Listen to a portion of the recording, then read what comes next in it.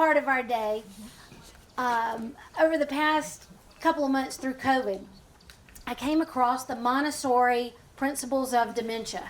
And all of our programs in the South have used this to recharge and renew our volunteers because everything we need to know is found in these principles.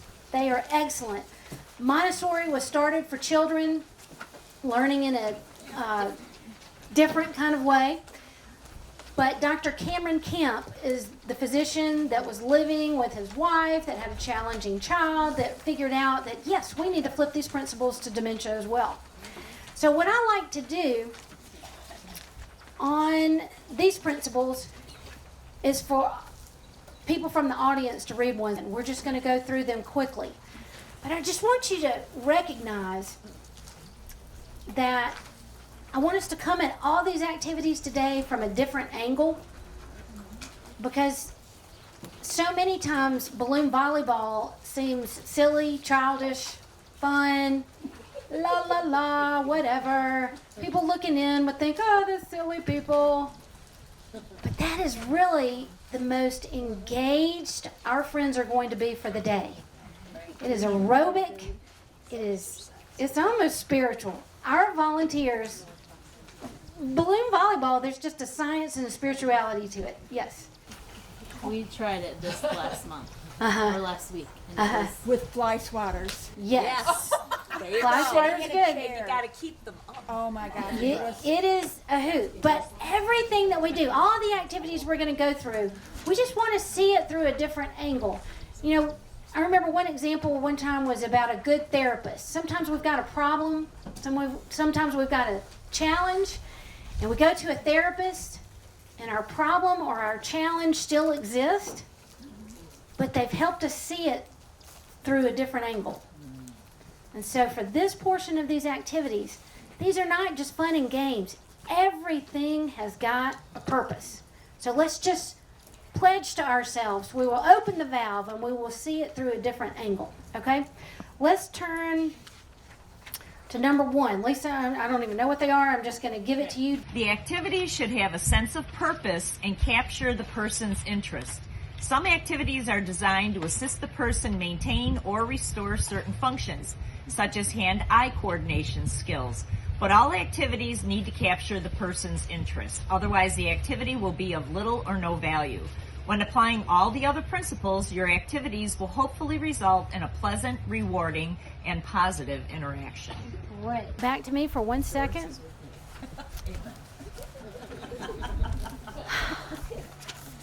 I just want to tag on to this. Remember, if we're playing balloon volleyball, if we're doing another Coke can derby, if we're doing something that Bob and Sue don't want to do, because where they are and their walk in this journey is too stimulating. It's too much. We just got to remember that we got to have a big pool of volunteers where 3 other people can go do the flowers, do the card game, okay? So check and make sure that your person's okay doing it. Number 2, to be easy, how about that sweet man in that white shirt? Always invite the person to participate. The first minutes of your visit will usually be the most important ones. This is when you will hopefully connect with the person. It's helpful to introduce yourself on every occasion. This may feel strange at first, but it is important unless the person easily and obviously recognizes you.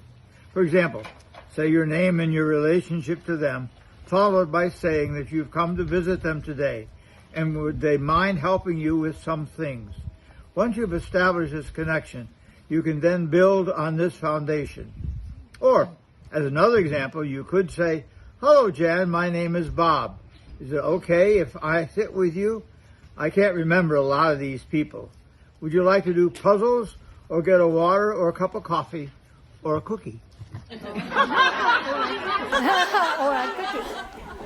So I just want to touch over that principle because that's so important to me. When we can set up our friends that it's okay if they don't remember everybody, right? If I'm sitting down next to Mary Beth and she's a friend and I'm a volunteer and I want to sit down and just be welcoming, I just want to lead off with what he said. You know, I haven't been here in a couple of weeks and I'm just so glad I've got somebody to pair up with. Thanks for sitting with me. You see how we're just adding thanks I appreciate you. Oh, it's good. It's good to have a buddy. Thank you. You're just offering up that thanks, and you're making sure it's okay for them to be part of it. So just remember, an introduction is always nice. We've got our name tags, but so many of our friends can't even see. So it's always great to just say, hey, I'm Mary Beth, and I'm not sure I remember you. We just want to make it okay in conversation. I'm going to take number 3 because it's short. The most important thing is that you feel comfortable in the interaction. The person's response is the best indicator of what you should do. If the person is not interested, try something else. Okay, so number 4. Offer choices whenever possible. It is helpful to be present for the person with a choice, for example, the option to play cards or arrange flowers. When offering this choice, it is always best to present 2 visual prompts, cards or puzzles. This really assists the person to communicate to you what they would like to do. Give specific choices. A general question such as, what would you like to do today, is very hard to answer for most people with dementia. When offering this choice, it is always best to present 2 visual prompts. This really boils down to what the person wants to do. If the person finds it hard to choose the first kind, you can take the lead. Choose something you think will be of interest. Start demonstrating how this activity works. Invite them to participate.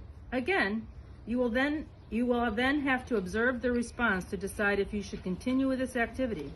If you think that their attention is wandering, you may want to change. Very good. That was a hard one. So I just want to touch out a couple of things. Choices are always nice. Open-ended questions are the devil. Don't do them. But you just want to give a choice. Would you like a Coke or would you like this water? Would you like to sit here? Would you like to sit there? You just want to give choices. And on trivia even, if I get so frustrated with some of my young directors because they'll say, okay, what's your favorite state? There's so many people that just can't say Georgia or Alabama or whatever. So you're always just adding in, even if your trivia, even if your things are there, you're going to throw in, is it Maine or is it Alabama? I mean, you're just setting them up to succeed, right? Setting them up to succeed. All right, we're moving on down to number 5. Talk less, demonstrate more. The first part of this principle, talk less, very much depends on the person's ability to speak. How much you speak should match how much they speak. If a person is or has become chatterbox, feel free to chat just as much. If half of what they are saying sounds somewhat confused, it may be good to continue talking with them. It's probably best not to clarify what they are saying, but just to speak back in a calm and warm voice. This may not result in a meaningful conversation, but can still have a reassuring and calming effect on the person. You are acknowledging and honoring their wish to socialize and communicate with you. However, there are numerous reasons why the person may have become less comfortable with speech. But the gist of it is, my group really appreciated me going over this in our volunteer training, because so often they think there's like a black and white answer to how much are you supposed to engage. And there's not. But you can just use the mirror reflection of the person. If you've got Bill that's the chatty Cathy, go for it. Chat it up. Do the best you can. If you've got Betty that can't talk, this is the best tip I'm going to give you. And I didn't even have this here. When we eat lunch or we're in a group setting, if you've got somebody that can't talk, try to find a way to get that other volunteer, a second volunteer. Because when Mary Beth and Lisa can be in conversation, and me, Bob, really has a hard time communicating, if you'll let me jump into the conversation, I can do that.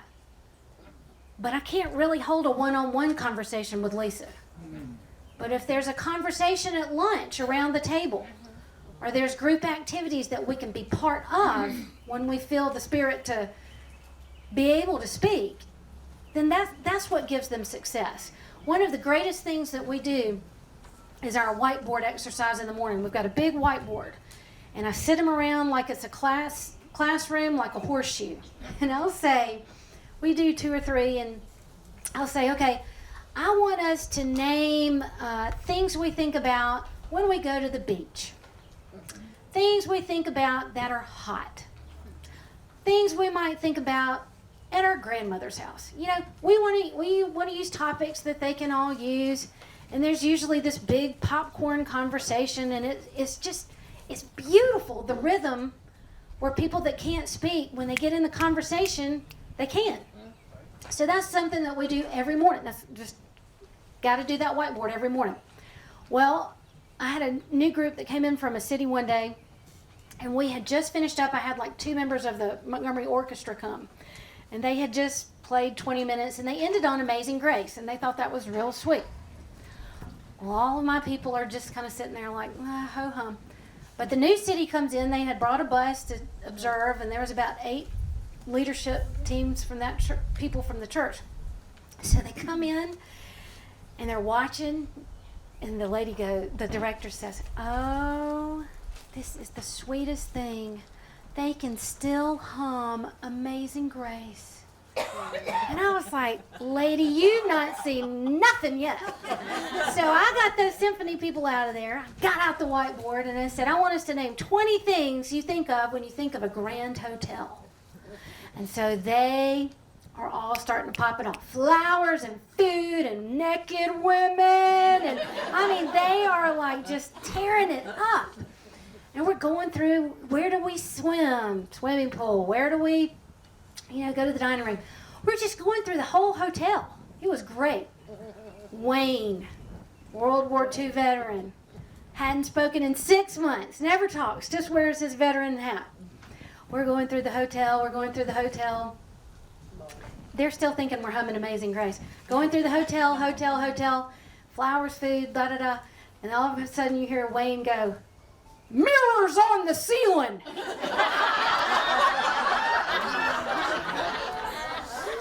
We were like, okay, I've never been to that hotel. He was so proud of that.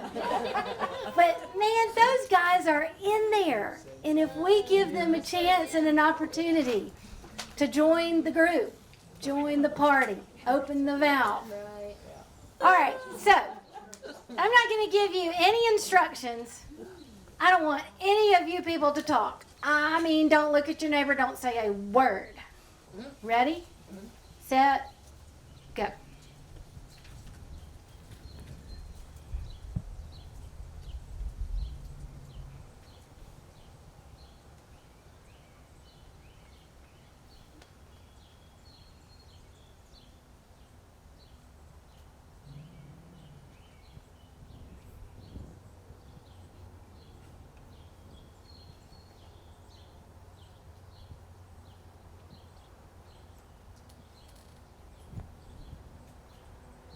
Ta-da!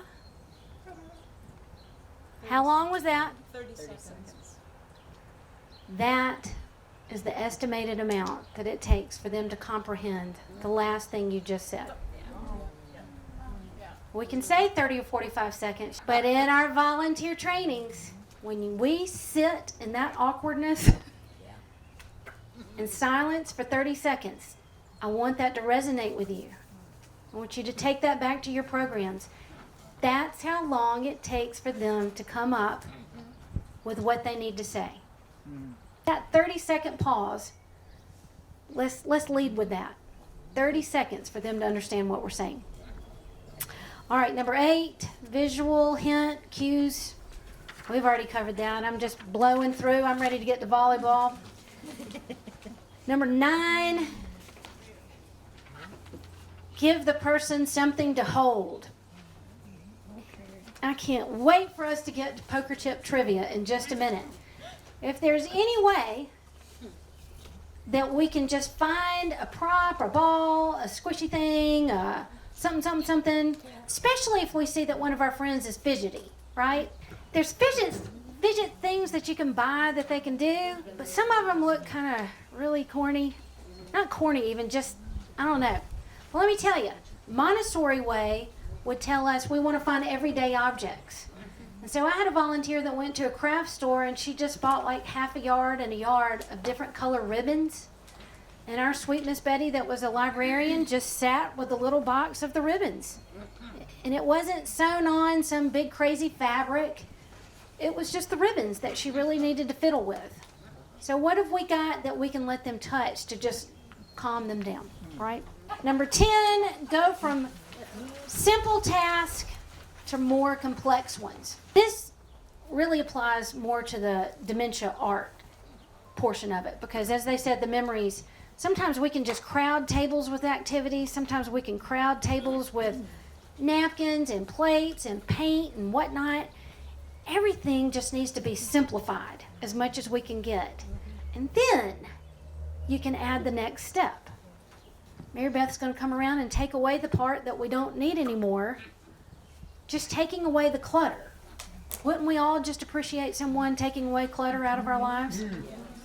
So especially if I've got dementia and I don't know a lot of folks and I'm sitting here with a bunch of paint that I've never painted before, if we can just simplify what's in front of us, that really seems to help. Am I talking too fast? Am I moving too fast? So oftentimes the volunteer wants to help because they're so dedicated, but we just talk a lot. If we could slow down, that would help. And number 11, break a task down into steps. Make it easier to follow. Every activity consists of steps. There's simple things like when we play hockey. There's so many of our friends that just can't understand to pick up the hockey stick, walk over to the line, and slap the tennis ball. So it really takes a volunteer doing that first time. If you can see somebody do it, and then we say, okay, the first thing we might need to do, Bob, is hold this stick. Slow it down. And the second thing we're going to do is slowly turn around. And next, we're going to see if we can get this ball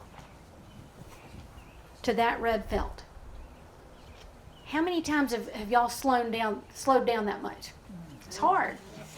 But we just want to slow ourselves down. And number 12, there is no right or wrong. Think engagement. There's no right or wrong. Think engagement. If we leave with nothing from Montessouri, leave with that. When we do all these games, volleyball, everybody is usually involved. But when we get to Coke Can Derby and we get to Nerf guns and we get to several of the other things we're going to do, there's a lot of waiting. There's like 10 participants waiting for their turn to do something. It's up to you, the volunteer, to be able to talk about football, to be able to talk about a grandkid, to be able to talk about what we just had for lunch. It's the engagement around the table before it even gets to the activity. That's the difference between us and a paid staff. We're one activity director with 15 people, and we've got bukus of volunteers just pouring in. Yes? Our Eat and Respite group, one of the activities that they really enjoy is when we put all the tables together and we get an oversized beach ball, and they bat that around, and they'll do that for a half an hour to an hour. I know it. That's what we're going to do with volleyball. That is so good. However, we get so competitive in our things. There's a lot of games that I had to stop keeping score because everybody got really mad that I would miss this point. You're favoring them, and and I was so proud. I'll never forget. I bought a Wheel of Fortune, big round wheel that you could spin, and I think I paid like $200 for it. I was so excited. We played Wheel of Fortune, and y'all, this is so bad. We would spin it, we would play, it would hit bankrupt, and the team knee knockers would get all their money taken away. And on the next spin, something would happen, and it would never fail that someone would say, "Wait a minute, we had $500. Where did it go?" We couldn't remember that we had gone bankrupt. So we had to put the $200 wheel up because it just was too confusing.